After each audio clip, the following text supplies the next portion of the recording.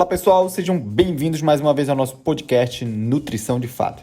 Então hoje daremos continuidade na nossa série sobre nutrição clínica e no episódio anterior falamos sobre avaliação do estado nutricional. Caso não tenha acompanhado, é só voltar ao episódio anterior que você ficará por dentro do assunto.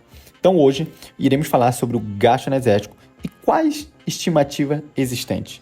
Então um dos pontos iniciais para a prática da terapia nutricional, seja ela via oral, interal, parenteral ou mista, a gente precisa saber o quanto a gente vai dar para esse paciente, o quanto de alimento ele precisa consumir no dia.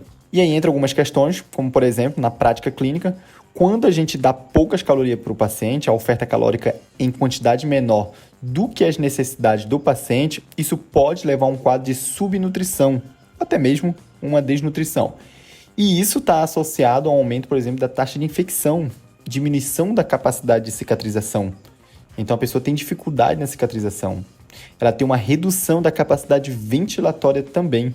Então isso acaba piorando o quadro do paciente.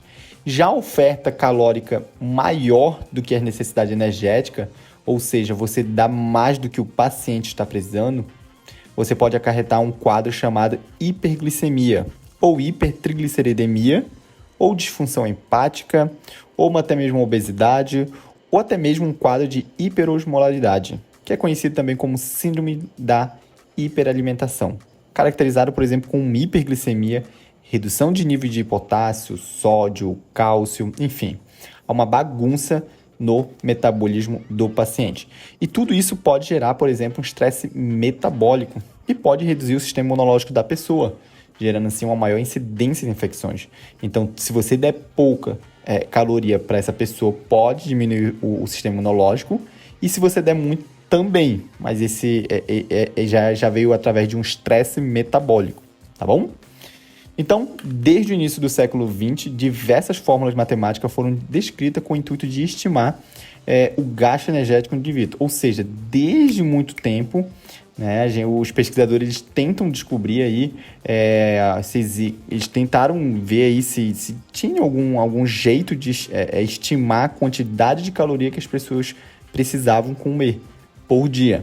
Então, aí no final do século XX, surgiu o monitor metabólico ou calorímetro indireto, que a gente conhece hoje, um equipamento que estima muito próximo do real a quantidade de caloria que um indivíduo precisa consumir. E geralmente ele é muito utilizado em hospitais. E aí então entramos no balanço energético basal, que seria a quantidade mínima de calorias que um indivíduo precisa consumir para se manter vivo.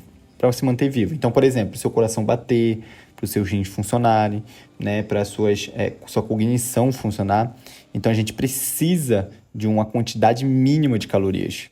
E aí entramos então num papo sobre balanço energético basal, que vamos falar o que é mais ou menos, quais são as fórmulas, como a gente consegue chegar nesse balanço energético basal, ou seja, seria a quantidade mínima de calorias que o indivíduo precisa para se manter vivo, para o coração bater, para o fígado funcionar, tá bom?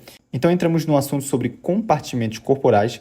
Isso quer dizer que basicamente temos dois compartimentos, que seria a gordura e o músculo.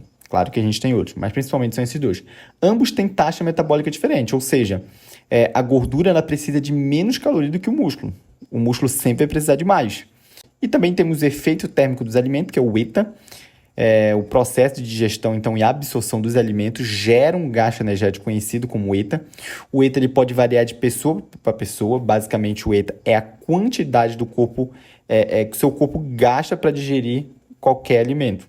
Tá? Então, geralmente, uma proteína, o ETA é maior do que um carboidrato, porque o seu corpo ele tem mais dificuldade de processar, digerir a proteína do que o carboidrato.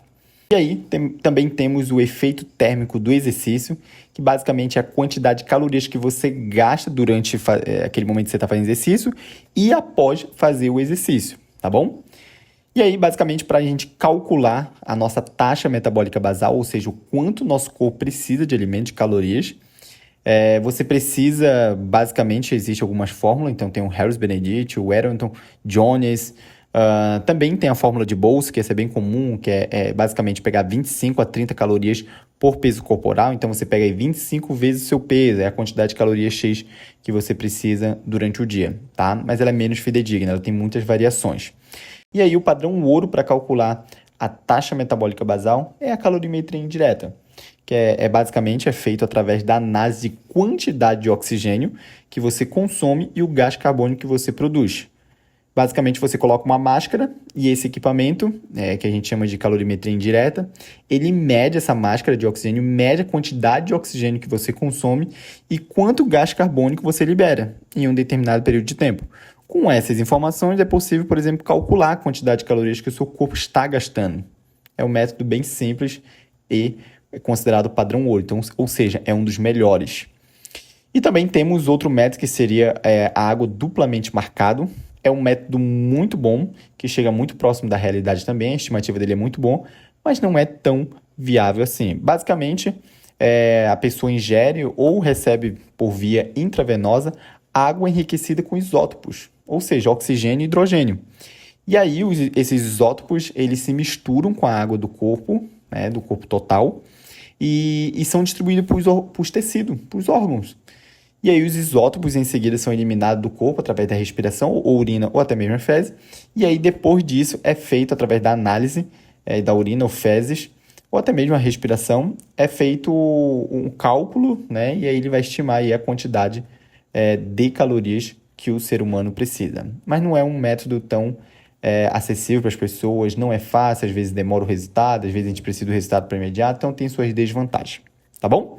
E é isso, então, o método mais fidedigno, o método padrão ouro, seria a calorimetria indireta, em seguida as fórmulas, como, por exemplo, a Harris-Benedict. Tudo bem?